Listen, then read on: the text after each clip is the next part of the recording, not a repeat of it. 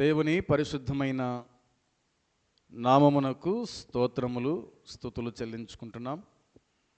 చేరవచ్చిన మీకందరికీ కూడా మన ప్రభువైన యేసుక్రీస్తు పరిశుద్ధమైన నామములో శుభములు వందనాలు తెలియజేస్తూ ఉన్నాను. ఈ సమయంలో ప్రార్థన చేసుకొని దేవుని వాక్యాన్ని మనం విందాం. ప్రార్థన. పరలోకమందున్న మా తండ్రి, మీ పరిశుద్ధమైన శ్రేష్టమైన అమూల్యమైన నామమునకు వందనాలు స్తోత్రాలు స్తుతులు చెల్లించుకుంటున్నాము. మీ కృప చొప్పున మీ దయ చొప్పున మమ్మల్ని జ్ఞాపకం చేసుకున్నారు, సజీవ లెక్కలో ఉంచారు. ఈ దినము కూడా నీ వాక్యాన్ని వినే కృపను ధన్యతను మీరు మాకు అనుగ్రహించినందుకై స్తోత్రం స్తుతులు తండ్రి. ఎంతమంది అయితే ఈ వాక్యాన్ని వినగలుగుతున్నారో వారి జీవితాల్లో కార్యం జరిగించి ప్రతిఫలం అనుగ్రహించి మీరే దర్శించమని సహాయము చేయమని మీకు అప్పగించుకుంటూ మా రక్షకుడైన యేసుక్రీస్తు పరిశుద్ధమైన నామములోని ప్రార్థించి అడిగి స్తుతించి వేడుకుంటున్నాము తండ్రి, ఆమేన్. ముందుగాలుగా కీర్తన మనం విందాం. క్రైస్తవ సునాద కీర్తనల నుంచి 932వ కీర్తన మనం విందాం. రక్షణ నొందితివా నిరీక్షణ పొందితివా అనే కీర్తన పాడుదాం.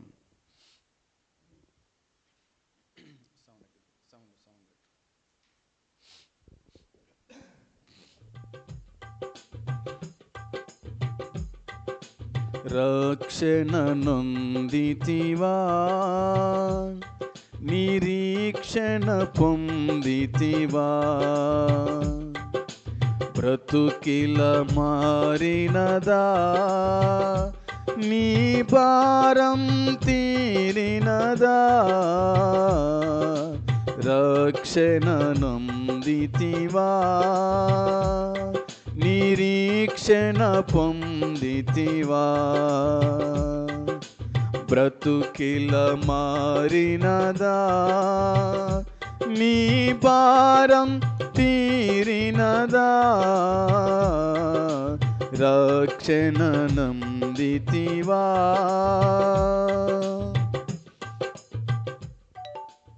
ఎన్నాళ్ళు ఈ పాపపు బ్రతుకు, ఎందాకా ఈ శాపపు పరుగు. ఎన్నాళ్ళు ఈ పాపపు బ్రతుకు, ఎందాకా ఈ శాపపు పరుగు. అంతము మరణమేగా నీ అంతము నరకమేగా. అంతము మరణమేగా నీ అంతము నరకమేగా. రక్షణ నొందితివా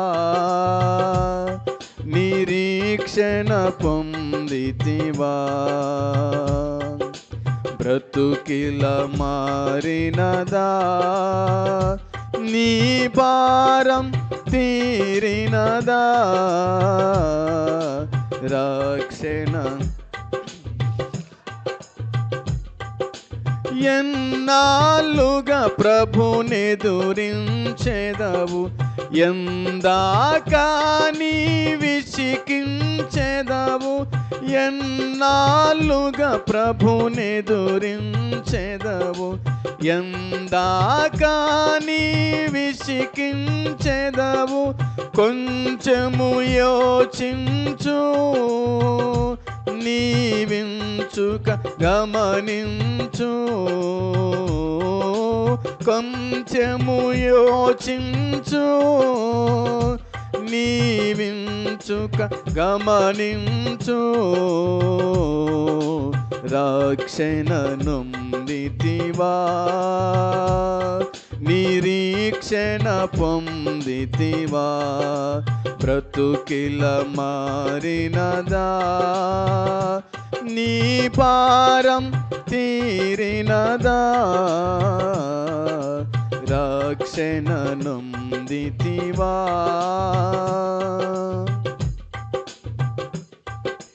చిందించెను ప్రభు తన రక్తమును మరణించెను ప్రభు నీ పాపముకై చిందించెను ప్రభు తన రక్తమును మరణించెను ప్రభు నీ పాపముకై పరితాపము నొంది ప్రార్థించుము ఈ దినమే పరితాపము నొంది ప్రార్థించుము ఈ దినమే రక్షణ నొందితివా నిరీక్షణ పొందితివా బ్రతుకిల మారినదా నీ భారం తీరినదా రక్షణ నొందితివా ఆగదు సమయం నీ రక్షణకై ఆగదు మరణం నీ కోరికపై ఆగదు సమయం నీ రక్షణకై ఆగదు మరణం నీ కోరికపై అనువగు సమయమిదే నీ రక్షణ సుదినమిదే అనువగు సమయమిదే నీ రక్షణ సుదినమిదే రక్షణ నొందితివా నిరీక్షణ పొందితివా బ్రతుకిల మారినదా నీ భారం తీరినదా రక్షణ నొందితివా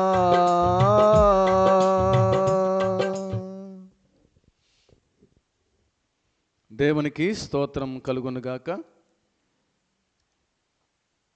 ఈ సమయంలో పరిశుద్ధ గ్రంథంలో నుంచి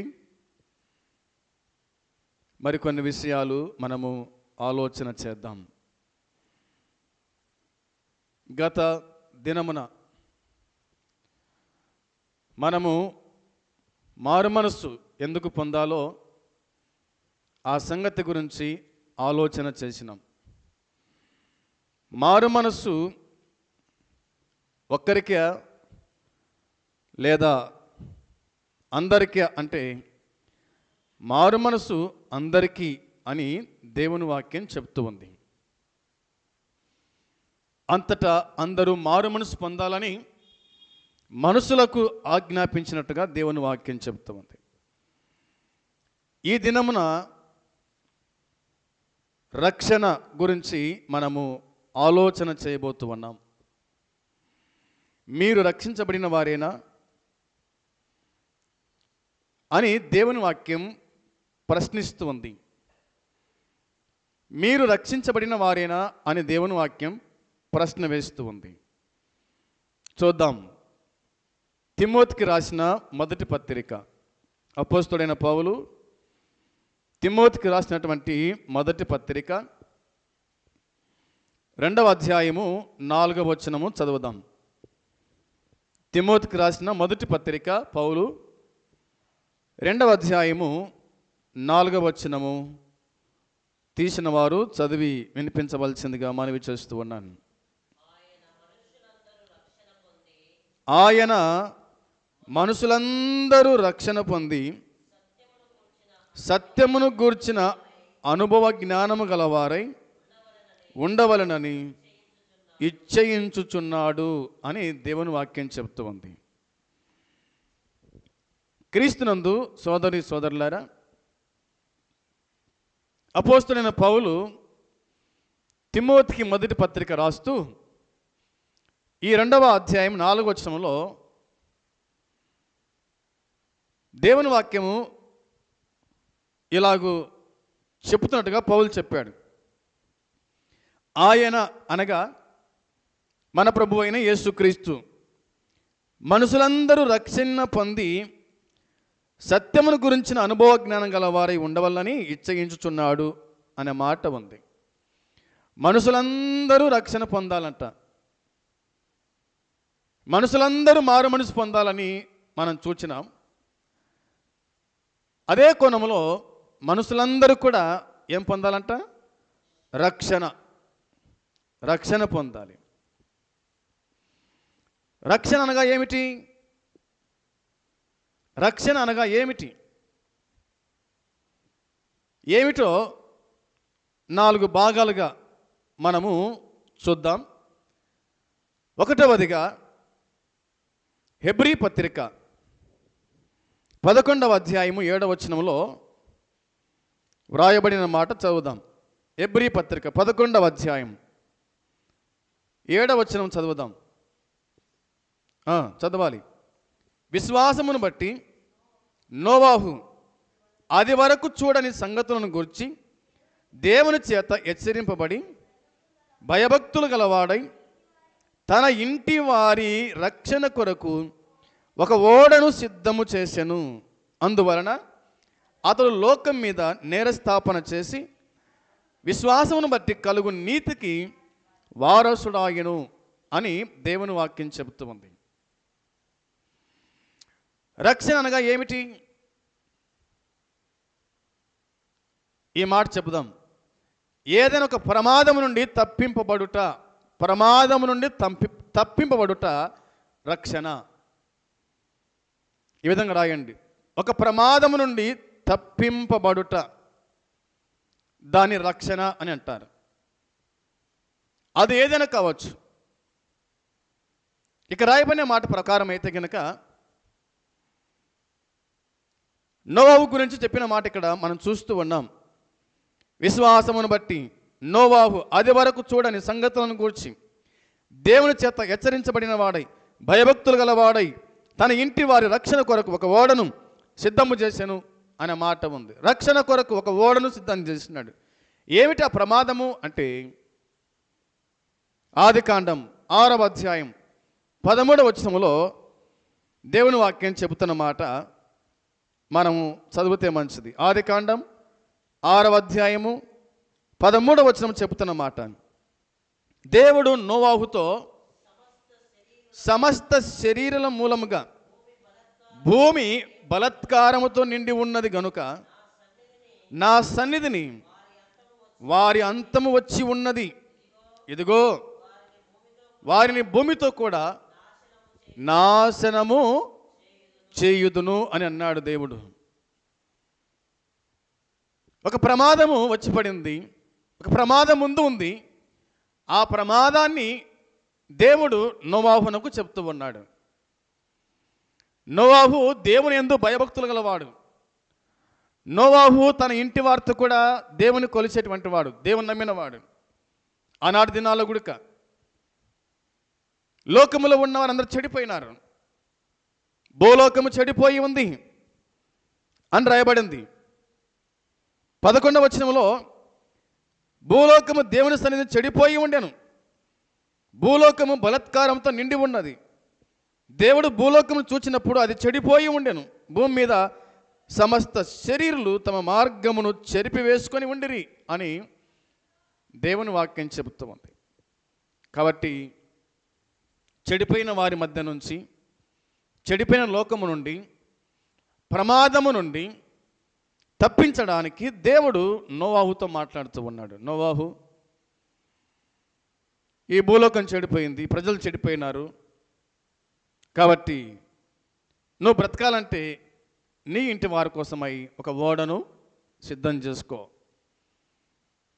వీరినందరినీ నేను నాశనం చేస్తాను, జలప్రలయం వస్తుంది, ప్రచండమైన వర్షం కురుస్తుంది భూమి మీద, అందరిని తుడిచివేస్తాను. కాబట్టి నువ్వు తప్పించబడాలి, నువ్వు బతకాలి అని దేవుడు నోవాహుతో చెప్పినట్టుగా మనము జ్ఞాపకానికి తెచ్చుకోవచ్చు. అందుకోసమే ప్రమాదము నుండి దేవుడు తప్పించినాడు నోవాహు. రక్షణ అనగా ఏమిటో అర్థమైంది కదా, ప్రమాదము నుండి తప్పించుట. ఏ ప్రమాదము, అది ఏదైనా కావచ్చు, అది ఏ ప్రమాదమైనా కావచ్చు, లేదా నోవు కాలంలో ఉన్న ప్రమాదం కావచ్చు. తప్పించుట, ఇది రక్షణ అనగా ఏమిటో మనకు అర్థమవుతూ ఉంది. ఇంకా ఏం ప్రమాదం ఉన్నాయో మరికొన్ని విషయాలు కూడా మనము చూద్దాం. రక్షణ అనగా ఏమిటి అనేటువంటి భాగములోనే రెండవ భాగం, పేతురు రాసిన రెండవ పత్రిక. పేతురు రాసినటువంటి రెండవ పత్రిక 2వ అధ్యాయము 6-7 వచనాలు చదువుదాం. 6-7 వచనాలు. పేతురు రాసిన రెండవ పత్రిక 2వ అధ్యాయము 6-7 వచనాలు. మరియు ఆయన సొదొమ గొమొర్రాలను పట్టణములను భస్మము చేసి ముందుకు భక్తినులగు వారికి వాటిని దృష్టాంతముగా ఉంచుటకై వాటికి నాశనము విధించి దుర్మార్గుల కామ వికారయుక్తమైన నడవడి చేత బహు బాధపడిన నీతిమంతుడగు లోతును తప్పించెను అనే మాట ఉంది. రెండవది మాట ఏంటంటే, ఏదైనా ఒక విపత్తు నుండి విడిపించబడుట, విపత్తు నుండి విడిపించబడుట, ప్రమాదం నుంచి విడిపించబడుట అని దేవుని వాక్యం చెబుతూ ఉంది. సొదొమ గొమొర్రాల గురించి రాయబడిన మాట ఇందులో మనము జ్ఞాపకానికి తెచ్చుకుంటూ ఉన్నాం. ఆయన సొదొమ గొమొర్రాలను పట్టణములను భస్మము చేసి అనే మాట ఉంది. ముందుకు భక్తుల వారికి దృష్టాంతమునుటకై వారికి నాశనం విధించినట్టుగా దేవుని వాక్యం చెబుతుంది. అయితే దుర్మార్గుల కామ వికారయుక్తమైన నడవడి చేత బహు బాధపడిన నీతిమంతుడకు లోతును తప్పించినాడంట. ఆ సొదొమ గొమొర్రా పట్టణాలు ఎటువంటివో దేవుని వాక్యము మనకు గుర్తు చేస్తుంది. దుర్మార్గులు అంట వాళ్ళు. కామ వికారయుక్తమైన నడవడి చేత వాళ్ళు జీవిస్తూ ఉన్నారు. పిల్లలు మొదలుకొని పెద్దల వరకు కూడక ఇష్టానుసారమైన జీవితం, భయము లేని జీవితం, భక్తి లేని జీవితం, దేవుడు లేని జీవితం. అయితే ఆ సొదొమ గొమొర్రా పట్టణాల్లో ఒక ఆయన ఉన్నాడు. ఆయన పేరు లోతు అని వాక్యం చెబుతూ ఉంది. వారితో పాటు నాశనం కాకుండా, వారితో పాటు అగ్నిగుండంలో కాలకుండా, భస్మము కాకుండా దేవుడు నీతిమంతుడైన నోవాహును తప్పించినాడు, విడిపించినాడని దేవుని వాక్యం చెబుతూ ఉంది. మనకు ఆదికాండం 19వ అధ్యాయము 16-17 వచనాల్లో ఈ మాటలు మనము చూడగలుగుతాం. ఆదికాండం 19వ అధ్యాయం 16-17 వచనాల్లో రాయబడిన మాట, అతడు తడువు చేసెను. అప్పుడు అతని మీద యెహోవా కనికరపడుట వలన ఆ మనుషులు అతని చేతిని, అతని భార్య చేతిని, అతని 2 కుమార్తెల చేతులను పట్టుకొని వెలుపలికి తీసుకొని వచ్చిరి. ఊరి బయట నుంచిరి. ఆ దూతలు వారిని వెలుపలికి తీసుకొని వచ్చిన తరువాత ఆయన, నీ ప్రాణమును దక్కించుకున్నట్లు పారిపొమ్ము, నువ్వు వెనక చూడకుము, ఈ మైదానములో ఎక్కడనూ నిలవక నీవు నశించిపోకుండా ఆ పర్వతమునకు పారిపొమ్మని చెప్పగా అనే మాట వ్రాయబడింది. సోదరులారా, దేవుని వాక్యం చెబుతున్న మాట ఏంటంటే, సొదొమ గొమొర్రా లాంటి పట్టణాలు, పాపము చేత నిండి ఉన్నటువంటి పట్టణాల నుండి నీతిమంతులైన వారిని ఆయన తప్పించేవాడు, విడిపించేవాడు అని దేవుని వాక్యం చెబుతూ ఉంది. విపత్తు నుండి విడిపించేటువంటి దేవుడుగా మనకు కనిపిస్తుంది. లోతును విడిపించినాడు, లోతును తప్పించినాడు, నోవాహును తప్పించినాడు, విడిపించినాడు. ఇక మూడో భాగంగా మనం ఆలోచన చేసినప్పుడు దేవుని వాక్యంలో చూడండి. రోమపత్రిక 5:9, రోమీలకు రాసిన పత్రిక 5వ అధ్యాయము 9వ వచనం కూడా మనం చదువుదాం. ఇందులో రాయబడిన మాట, కాబట్టి ఆయన రక్తము వలన ఇప్పుడు నీతిమంతులముగా తీర్చబడి మరింత నిశ్చయముగా ఆయన ద్వారా ఉగ్రత నుండి రక్షింపబడుదుము అనే మాట ఉంది. మూడవదిగా రాబో ఉగ్రత నుండి తప్పింపబడుట లేదా రక్షింపబడుట అని దేవుని వాక్యము జ్ఞాపకం చేస్తుంది. పౌలు రోమీలకు రాస్తూ తాను చెప్పిన మాట ఈ విధంగా మనము చూడగలుగుతాం. ఆయన రక్తము వలన ఇప్పుడు నీతిమంతులుగా తీర్చబడి మరింత నిత్యముగా ఆయన ద్వారా ఉగ్రత నుండి రక్షింపబడుదుము. అర్థమైందా? రక్షణ అంటే ఏమిటో? ఉగ్రత నుండి రక్షింపబడుట, విపత్తు నుండి విడిపించబడుట, ప్రమాదం నుండి తప్పించబడుట అని దేవుని వాక్యము చెప్తూ ఉంది. తెస్సలోనిక మొదటి పత్రిక 1:10 వ్రాయబడిన మాట చూడండి ఒకసారి. తెస్సలోనిక మొదటి పత్రిక 1వ అధ్యాయము 10వ వచనములో నేను చదువుతాను మీకోసమై. రాబో ఉగ్రత నుండి మనలను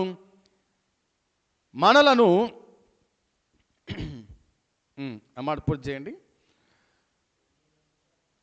తెస్సలోనిక మొదటి పత్రిక 1వ అధ్యాయము 10వ వచనములో దేవుని వాక్యము చెబుతున్న మాట నేను మధ్యాహ్నం చదువుతున్నాను. అనగా రాబో ఉగ్రత నుండి మనలను తప్పించుచున్న ఆయన కుమారుడైన యేసు పరలోకము నుండి వచ్చునని ఎదురు చూచుటకును మీరు ఎలాగూ దేవుని వైపునకు తిరిగితురో ఆ సంగతి మీ వారే తెలియజేయుచున్నారు అనే మాట వ్రాయబడింది. రాబో ఉగ్రత నుండి మనలను ఆయన రక్షించినటువంటి రక్షకుడిగా దేవుని వాక్యము మనకు గుర్తు చేస్తూ ఉంది. సోదరులారా, గుర్తుంచుకోవాల్సిన విషయాలు ఇవన్నీ కూడా. అందుకోసమే రక్షణ అనగా ఏమిటో మనము జ్ఞాపకం చేసుకుంటున్నాం. ఇక 4వ భాగముగా మనము ఆలోచన చేద్దాం. మత్తయి సువార్త 1:21 దేవుని వాక్యం ఎలాగో చెబుతూ ఉంది. మత్తయి సువార్త 1:21 వచనములో దేవుని వాక్యం చూద్దాం. చూడండి, తీసిన వారు చదవండి.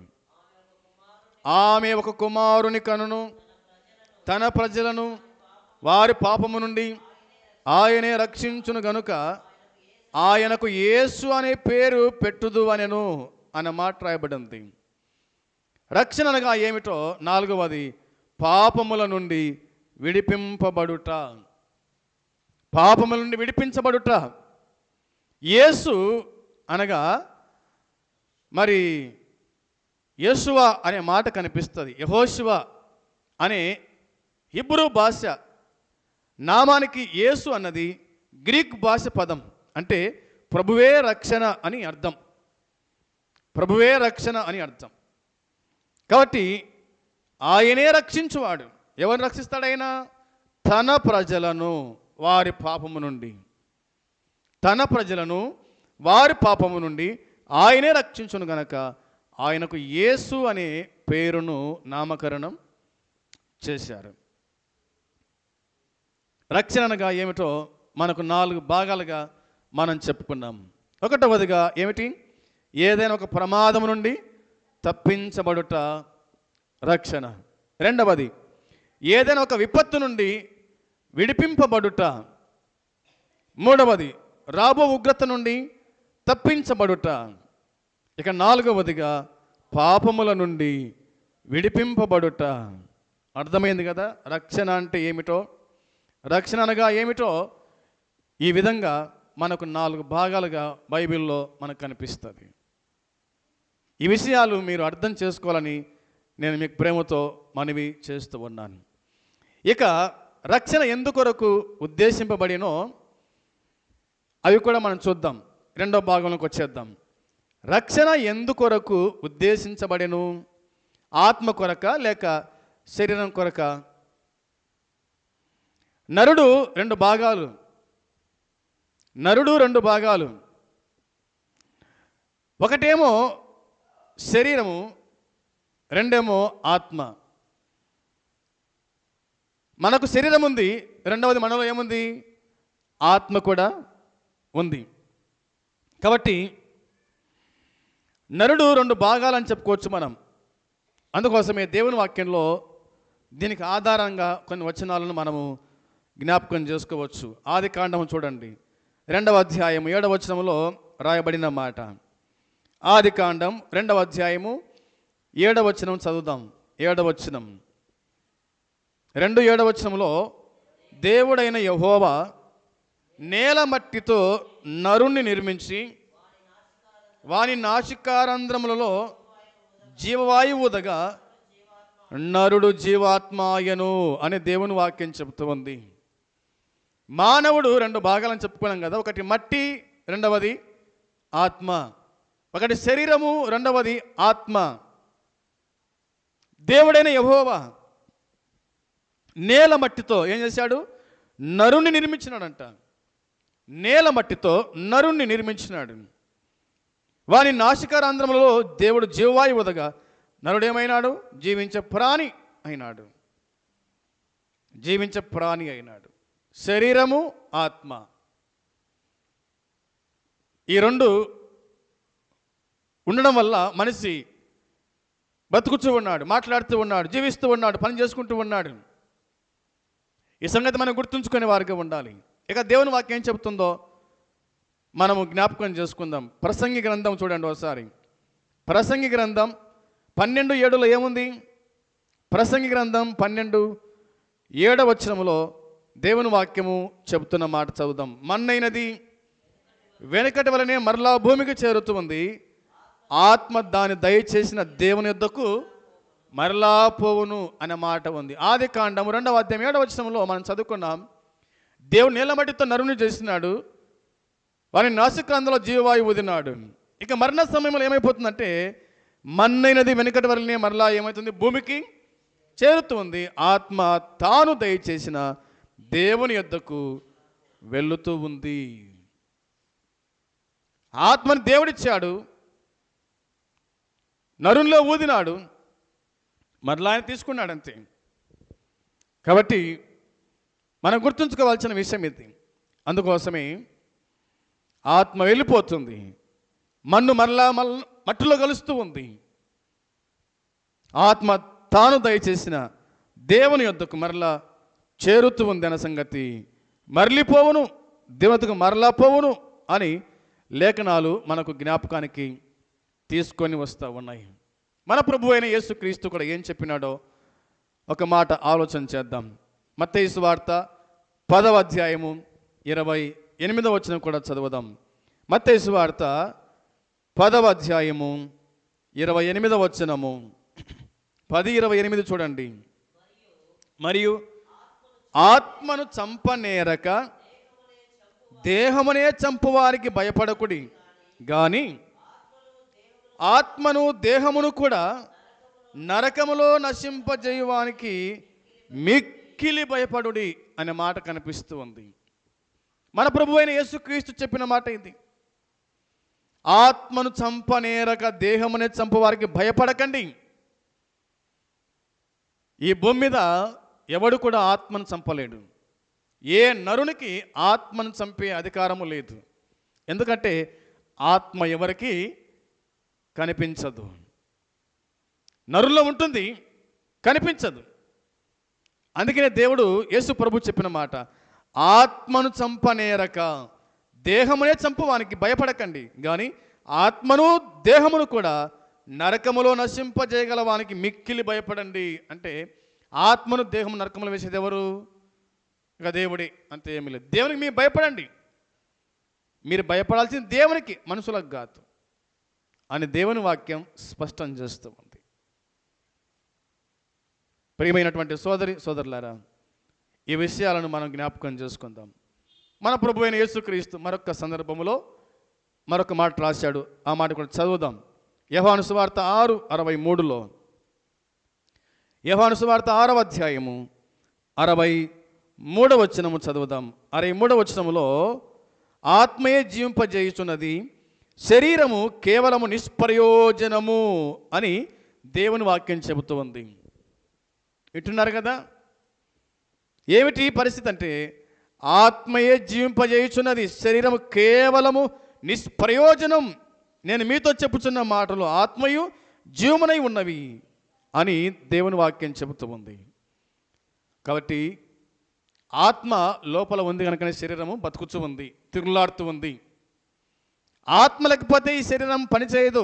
ఈ కాళ్ళు పనిచేయవు, ఈ చేతులు పనిచేయవు, ఈ నోరు పనిచేయదు, ఈ కళ్ళు పనిచేయవు, ఈ ముక్కు పనిచేయదు, ఏ పనిచేయవు. ఆత్మ ఉన్నంత కాలమే నోరు పనిచేస్తుంది, చూపు పనిచేస్తుంది, కాళ్ళు చేతులు ఆడతాయి, పని చేసుకోగలుగుతాం. ఆత్మ లేకపోతే కనుక ఇక నీ శరీరము అంతే, అది ఎందుకు పనికిరాదు. ఒక మూలన పడినటువంటి ఒక ఇనుము ముక్క వలె అయిపోతూ ఉంది. కాబట్టి ఆత్మయే జీవింపజేసేది, ఆత్మయే నడిపించేది, ఆత్మయే మాట్లాడించేది, ఆత్మయే నేను బతికించేది, ఆత్మయే అన్ని స్థలాలకు తీసుకొని వెళ్ళేది. ఆత్మ లేని శరీరం మృతదేహం, అంతేమీ లేదు.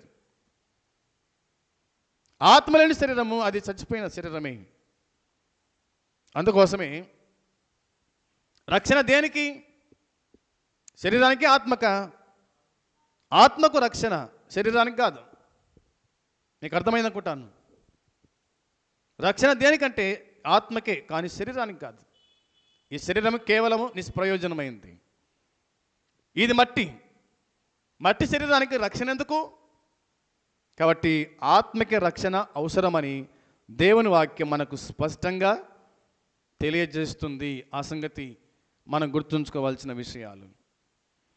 ఇక ఏబు ఏమంటాడో కొన్ని సంగతులు ఆలోచన చేద్దాం. నరుడు, ఒకటవదిగా నరుడు రెండు భాగాలు, ఒకటి శరీరము, రెండవది ఆత్మ అని రాసుకున్నారు కదా. రెండో భాగం చూడండి. నేను అంటే శరీరము కాదు ఆత్మ అనే సంగతి రాయండి. ఏబు గ్రంథం 11:10 చూడండి. ఏబు గ్రంథం 11వ అధ్యాయము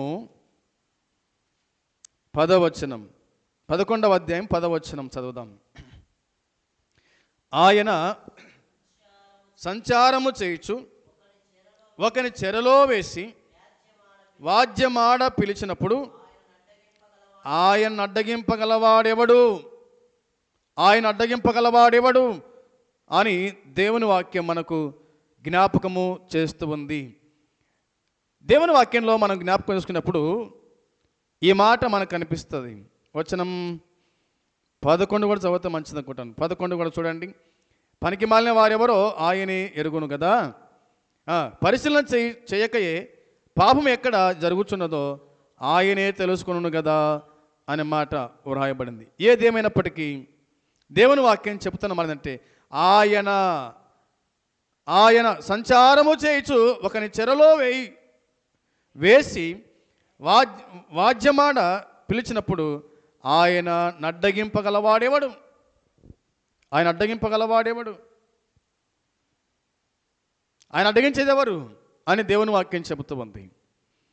ఇక దానియేలు గ్రంథం 7వ అధ్యాయం, దానియేలు గ్రంథం 7వ అధ్యాయము 15వ వచనములో 17వ వచనం చూద్దాం. దానియేలు గ్రంథం 15వ వచనం చూడండి.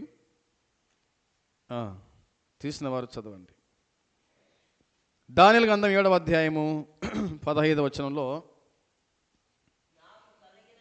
నాకు కలిగిన దర్శనములు నన్ను కలవరపరుచుచున్నందున దానియేలును నేను నా దేహములో మనోదుఃఖము గలవాడనైతిని అనే మాట ఉంది. మనోదుఃఖము గలవాడనైతిని అని దానియేలు చెప్తున్న మాట మనకు అనిపిస్తుంది. నాకు కలిగిన దర్శనములు నన్ను కలవరపరుచుచున్నందున దానియేలును నేను నా దేహములో మనోదుఃఖము గలవాడనైతిని అని అంటాడు. దేహములో మన దుఃఖం గలవాడు. ఏది మన దుఃఖం? ఆత్మని దుఃఖపడుతూ ఉంది అనే సంగతి లేఖనాలు మనకు కనిపిస్తాయి. అందుకోసమే నేను అంటే శరీరం కాదు ఆత్మ అనే సంగతి. ఇక్కడ నాకు కలిగిన దర్శనములు అంటాడు, నన్ను కలవరపరుస్తున్నాయి అంటాడు, నేను నా దేహంలో మనోదుఃఖం గలవాడనైతేనే అంటాడు దానియేలు. అంటే ఆత్మ అని మనం గుర్తుంచుకోవాలి. ఆత్మకే దుఃఖం కదా, ఆత్మని వేదన పడుతూ ఉంది, ఆత్మనే బాధపడుతూ ఉంది, ఆత్మ దుఃఖిస్తూ ఉంది. అందుకోసమే నేను అనేటువంటి పదాన్ని ఇక్కడ ఉపయోగించినట్టుగా లేఖన భాగాలు మనకు జ్ఞాపకం తీసుకొని వస్తాయి. ఇక పౌలు ఏమన్నాడో ఒక మాట మనం గుర్తు చేసుకోవచ్చు. ఫిలిప్పీలకు రాసిన పత్రిక 1వ అధ్యాయము 23వ వచనములో దేవుని వాక్యం ఇలాగూ చెబుతూ ఉంది. ఫిలిప్పీలకు రాసిన పత్రిక 1వ అధ్యాయము 23వ వచనము చదువుదాం. ఈ రెంటి మధ్యన ఇరుకునబడి ఉన్నాను, నేను వెడలిపోయి క్రీస్తుతో కూడా ఉండవలనని నాకు ఆశ ఉన్నది, అది నాకు మరీ మేలు అంటాడు పౌలు. ఇక్కడ పౌలు ఏమంటున్నాడు? రెంటి మధ్యన ఇరుకునబడి ఉన్నాను అన్నాడు. ఏమి రొట్టె మధ్యన అంటే వచనం చెప్తుంది 21వ వచనములో, నా మట్టుకైతే బ్రతుకుట క్రీస్తే, చావైతే లాభం అయినను శరీరముతో నేను జీవించుటయే నాకున్న పనికి ఫలసాధనమైన ఎడల నేనేమి కోరుకుందునో నాకు తోచలేదు. ఈ రెంటి మధ్యన ఇరుకునబడి ఉన్నాను, నేను వెడలిపోయి క్రీస్తు కూడా ఉండవల్లని నాకు ఆశ ఉన్నది, అది నాకు మరీ మేలు అని పౌలు చెబుతూ ఉన్నాడు. ప్రభువుతో పాటు ఉండేది ఏంటంటే ఆత్మనే ప్రభువుతో పాటు ఉండేది. శరీరం ప్రభువుతో పాటు ఉండదు. శరీరులు ప్రభు రాజ్యములో ఉండరు. శరీరము ప్రభు రాజ్యానికి వెళ్ళదు. ప్రభు రాజ్యానికి వెళ్ళేది ఆత్మయే. అందుకోసమే పౌలు అంటాడు, ఈ రెంటి మధ్య నేను ఇరుకునబడి ఉన్నాను, నేను వెడలిపోయి క్రీస్తు కూడా ఉండవల్లని నాకు ఆశ ఉన్నది, అది నాకు మరీ మేలు. ప్రభుతో ఉండడానికి నాకు మరీ మేలు, ప్రభుతో ఉండాలని ఆశపడుతున్నానని పౌలు చెబుతూ ఉన్నాడు. మనం గుర్తుంచుకోవాల్సిన విషయాలు. ఇక మూడో భాగానికి వచ్చేస్తే కనుక దేవుని వాక్యం చెబుతున్న మాట ఏంటంటే, రక్షణ శరీరం కొరకు కాదు, ఆత్మ కొరకే ఉద్దేశింపబడింది. రక్షణ అంటే శరీరం కోసం కాదు కానీ ఆత్మ కొరకే ఉద్దేశించబడింది అని దేవుని వాక్యంలో మనము చూడగలుగుతాం. చూడండి, సామెతల గ్రంథం 23:14 వచనం. సామెతల గ్రంథం 23వ అధ్యాయము 14వ వచనము చదువుదాం. 14వ వచనములో దేవుని వాక్యం చెబుతున్న మాట, బెత్తముతో వాని కొట్టిన ఎడల పాతాళమునకు పోకుండా వాని ఆత్మను నీవు తప్పించదవు అని దేవుని వాక్యం చెబుతూ ఉంది. అర్థమవుతుంది కదా? రక్షణ శరీరం కొరకు కాదు, ఆత్మ కొరకే ఉద్దేశించబడింది. ఈ మాట మనం గమనించేవారుగా ఉండాలి. అందుకోసమే ఈ సామెతల గ్రంథం 23వ అధ్యాయం 14వ వచనంలో, బెత్తముతో వాని కొట్టిన ఎడల పాతాళమునకు పోకుండా వాని ఆత్మను నీవు తప్పించదవు. పాతాళానికి వెళ్ళేదేంది? ఆత్మ. పరలోకం పోయేదేంది? ఆత్మనే, శరీరం కాదు. అందుకోసమే బెత్తాన్ని వాడాల్సి వస్తుంది కొన్ని సందర్భాల్లో. మన శరీరం అవసరం మనకు మాటినదు కాబట్టి ఈ శరీరం నలగొట్టుకోవాలి. ఇది చెప్పినట్టు కాదు మనం వినాల్సింది. ఆత్మ ఏం చెప్తుందో ఆత్మ ప్రకారం నడుచుకోవాలి. ఆత్మనే మనకు అన్ని, శరీరం కాదు. ఈ శరీరం బలహీనత వలన, ఈ బలహీన వలన మనం ప్రార్థన చేసుకోలేకపోతుంటాం, వాక్యం చదవలేకపోతుంటాం, ప్రార్థన రాలేకపోతుంటాం. ఈ ఆత్మ వెళ్తే నరకమన వెళ్ళాలి, లేదా పరలోకమన వెళ్ళాలి.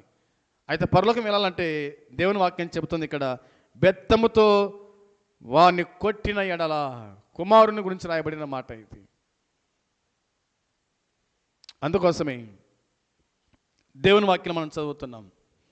ఇక యాకోబు రాస్తూ ఏం చెప్పాడో చూడండి. యాకోబు రాసిన పత్రిక 1వ అధ్యాయం 21వ వచనం తీయండి, చదవండి. యాకోబు రాసిన పత్రిక 1వ అధ్యాయము 21వ వచనంలో దేవుని వాక్యం ఇలాగూ చెబుతూ ఉంది, అందుచేత సమస్త కల్మషమును విర్రవీగుచున్న దుష్టత్వమును మాని లోపల నాటబడి మీ ఆత్మలను రక్షించుటకు శక్తిగల వాక్యమును సాత్వికముతో అంగీకరించండి అని దేవుని వాక్యం చెబుతూ ఉంది. యాకోబు రాస్తూ చెప్పిన మాట ఇది. సమస్త కల్మషమును విర్రవీగుచున్న దుష్టత్వమును మానండి. కల్మషము విర్రవీగుతున్న దుష్టత్వము మానండి అని అన్నాడు. లోపల నాటబడిన మీ ఆత్మలను, లోపల నాటబడిన మీ ఆత్మలను. ఆత్మ ఎక్కడుంది? లోపల ఉంది, శరీరంలో ఉంది, లోపల ఉంది. నాటబడిందంట. ఇక నాటబడింది పెరుగుతుంది తప్ప అంత సునాసంగా వెళ్ళదు. అందుకోసమే లోపల నాటబడిన మీ ఆత్మను రక్షించుటకు శక్తిగల వాక్యమును ఏం చేయాలంట? సాత్వికముతో అంగీకరించండి అనే వాక్యం చెబుతూ ఉంది. దేవుని వాక్యం మనం జ్ఞాపకం చేసుకుంటున్నాం. మీ ఆత్మను రక్షించడానికి శక్తిగల వాక్యం అవసరం. ఒక ఆత్మ రక్షించబడాలంటే ఏది అవసరం? వాక్యం అవసరం. అది ఎలా అంగీకరించడం అనమాట? సాత్వికముతో, మంచి మనసుతో అంగీకరించేవారుగా ఉండాలి. వాక్యం లేకపోతే ఆత్మకు బలం ఎక్కడిది? కాబట్టి ఆత్మ బ్రతకాలంటే, ఆత్మ జీవించాలంటే వాక్యాన్ని అందిస్తూ ఉండాలి. మన శరీరానికి ఏ విధంగా మనము ఆహారము, నీరు, గాలి అందిస్తున్నామో అదేవిధంగా ఆత్మ బలపడాలంటే, ఆత్మతో మనం ఉండాలంటే మనకు వాక్యమే అవసరం. వాక్యాన్ని మనం ప్రతిరోజు మనం తీసుకోవాలి. వాక్యాన్ని వినాలి, గ్రహించాలి, ఆలోచన చేయాలి, వాక్యానుసారంగా జీవించాలని దేవుని వాక్యం మనకు జ్ఞాపకానికి తీసుకొని వస్తూ ఉంది. అందుకోసమే రక్షణ శరీరం కొరకు కాదు, ఆత్మ కొరకే ఉద్దేశించబడిందన్న సంగతి నేను మీకు జ్ఞాపకం చేస్తున్నాను. ఇదే మాట పేతురు కూడా ఇలాగూ చెప్పాడు. పేతురు రాసిన మొదటి పత్రిక 1వ అధ్యాయము 9వ వచనం చదువుదాం. పేతురు రాసిన మొదటి పత్రిక 1వ అధ్యాయము 9వ వచనంలో రాయబడిన మాట మనం జ్ఞాపకం చేసుకోవచ్చు. మీ విశ్వాసమునకు ఫలమును అనగా ఆత్మ రక్షణను పొందుచు శక్యమును మహిమ యుక్తమునైన సంతోషం గలవారై ఆనందించుచున్నారు అని దేవుని వాక్యంలో మనకు కనిపిస్తూ ఉంది. 8, 9 వచనాలు కలిసి ఉన్నాయి కనుక నేను మధ్యలో చదివాను. ఈ మాట మనం గుర్తుంచుకోవాల్సిన విషయాలు. మీ విశ్వాసమునకు ఫలమును అనగా ఆత్మరక్షణను పొందుచు. ఆత్మరక్షణ దేనికి? ఆత్మకు రక్షణ. కాబట్టి రక్షణ ఆత్మ. కాబట్టి పేతురు చెప్తున్న మాట ఇక్కడ మనం గుర్తుంచుకోవాల్సిన విషయం, చెప్పనా శక్యమును మహిమాయుక్తమునైన సంతోషము గలవారమై ఆనందించండి అని దేవుని వాక్యం చెబుతుంది. అందుకోసమే రక్షణ దేనికంటే ఆత్మకు అని ఉద్దేశించబడిందన్న సంగతి నేను మీకు జ్ఞాపకానికి తీసుకొని వస్తూ ఉన్నాను. ఇక 4వ భాగంగా మనం ఆలోచన చేసినప్పుడు దేవుని వాక్యంలో ఇలాగూ మనము చూడగలుగుతాం. కానీ నేటి దినాల్లో ప్రజలు ఆత్మరక్షణ గురించి ఆలోచించడం కంటే శరీర కోరికలు తీర్చుకోవడానికి భక్తి అన్నట్లుగా మారిపోయారు. ఇది ఎంత మరి దౌర్భాగ్యకరమైన నిరీక్షణనో అని దేవుని వాక్యం మనం గుర్తు చేస్తూ ఉంది.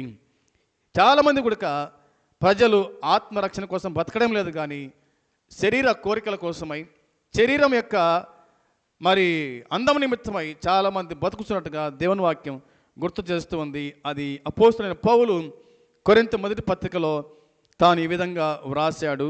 ఆ సంగతి కూడా మనము ఆలోచన చేద్దాం. కొరింథీలకు రాసిన మొదటి పత్రిక 1వ అధ్యాయము 22, 23 వచనాలు చదువుదాం. 22, 23 వచనాలు.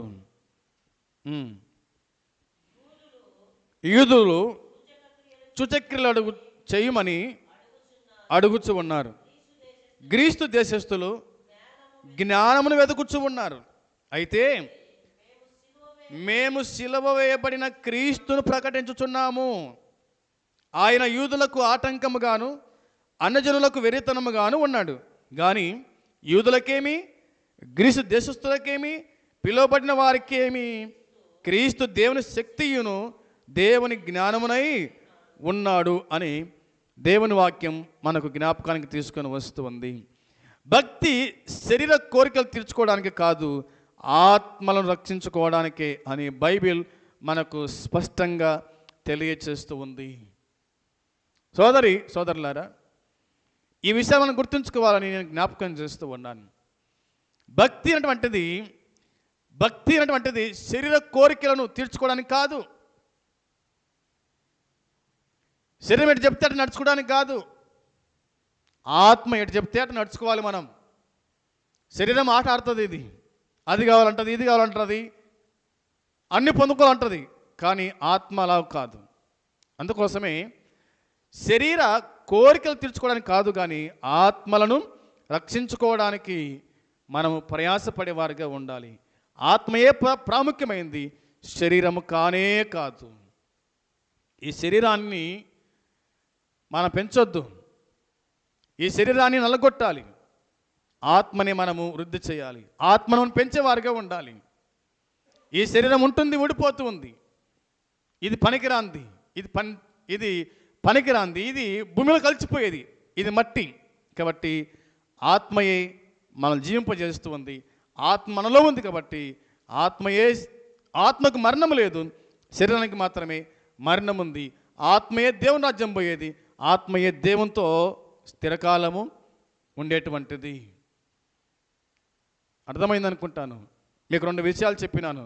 రక్షణ అనగా ఏమిటి అని మొదట చెప్పినాను. రక్షణ అనగా ఏదైనా ఒక ప్రమాదం నుండి తప్పించబడుట. రెండవది, రక్షణ ఒక విపత్తు నుండి విడిపించబడుట.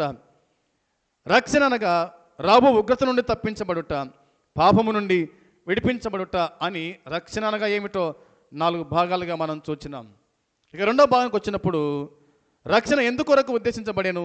ఆత్మ కొరక లేక శరీరం కొరక అంటే ఆత్మ కొరకే అని దేవుని వాక్యం చెబుతుంది. నరుడు 2 భాగాలుగా అని చెప్పుకున్నాం మనం. నరుడు 2 భాగాలు, ఒకటేంది శరీరము, రెండవది ఆత్మ. శరీరము ఆత్మ కలయిక ఒక మనిషి, ఒక నరుడు అని మనము గుర్తుంచుకున్నాం. మరి ఈ లేఖన భాగాలు బట్టి మనం జ్ఞాపకం చేసుకున్నప్పుడు మరలా మనము ఆ 2వ లేఖన భాగం కింద 4 విషయాలు మనము చూచినాం. మరి దేవుని వాక్యం చెబుతున్నట్టుగా నరుడు 2 భాగాలు కదా, ఒకటి శరీరము, రెండవది ఆత్మ. రెండవది నేను అంటే శరీరము కాదు ఆత్మ అని చెప్పుకున్నాం. మూడవది రక్షణ శరీరం కొరకు కాదు ఆత్మ కొరకే ఉద్దేశింపబడింది అని చెప్పుకున్నాం. ఇక కానీ నేటి దినాల్లో ప్రజలు ఆత్మ రక్షణ గురించి ఆలోచించడం కంటే శరీర కోరికలు తీర్చుకోవడానికి భక్తి అన్నట్లుగా మారిపోయినట్టుగా దేవుని వాక్యం చెబుతుంది. కాబట్టి భక్తి శరీరం కోరికలు తీర్చుకోవడానికి కాదు, ఆత్మల రక్షణ కొరకే బైబిల్ మనకు చెబుతూ ఉంది అనే సంగతి మనం జ్ఞాపకం చేసుకున్నాం. అందుకోసమే రక్షణ అనేటువంటిది ఆత్మకు సంబంధించింది అనే విషయాలు మనము అర్థం చేసుకొని మిగిలిన విషయాలు ప్రభు చిత్తమైతే ఇక రక్షణ దేని నుండి కలుగుతుందో కొన్ని విషయాలు మనము వచ్చే భాగంలో మనము చూద్దాం. దేవుడు అటు కృప మనకు అనుగ్రహించునుగాక. ఆమేన్. ప్రార్థన చేసుకుందాం. పరలోకమందున్న మా తండ్రి, మీ పరిశుద్ధమైన శ్రేష్టమైన పాదములకు వందనాలు, స్తోత్రములు, స్తుతులు చెల్లించుకుంటున్నాం. ప్రభువా, ఈ దినము కూడా రక్షణ అనగా ఏమిటో, రక్షణ మరి దేనికి 2 భాగాలుగా మేము చూడగలిగినాం. ప్రభువా, మరి ఈ విన్న లేఖన భాగాన్ని మా హృదయంలో భద్రపరుచుకొని నీకోసం జీవించిన కృపద ఇచ్చే తండ్రి. మేము శరీరంగా ఉన్నాం, అయితే మాలో ఆత్మ ఉంది కనుక ఆత్మ కోసమై మేము ప్రయాసపడడానికి, ఆత్మ రక్షణ పొంది ఆత్మీయులుగా, విశ్వాసులుగా, నీ పరలోక రాజ్య వారసులుగా మేము జీవించుటకు మీ కృప మెండుగా అనుగ్రహించి దర్శించమని, సహాయం చేయమని, ఎంతమంది వినగలిగిరో వారి జీవితంలో రక్షణ భాగ్యం అనుగ్రహించమని, కాపాడుమని, విశ్వాసులను ఆదరించి ఆదుకోమని స్తోత్రం చెల్లించుకుంటాం. యేసు పరిశుద్ధమైన నామములోని ప్రార్థించి అడిగి స్తుతించి వేడుకుంటున్నాము తండ్రి. ఆమేన్. పరలోకమందున తండ్రి ప్రేమ, మన ప్రభు అయిన యేసుక్రీస్తు కృప, పరిశుద్ధాత్మ సన్నిధి సహవాసం చెరవచ్చిన మనకు సకల పరిశుద్ధులకు ఇప్పుడు ఎల్లప్పుడూ సదాకాలము తోడై ఉండునుగాక. ఆమేన్. అందరికి వందనాలు.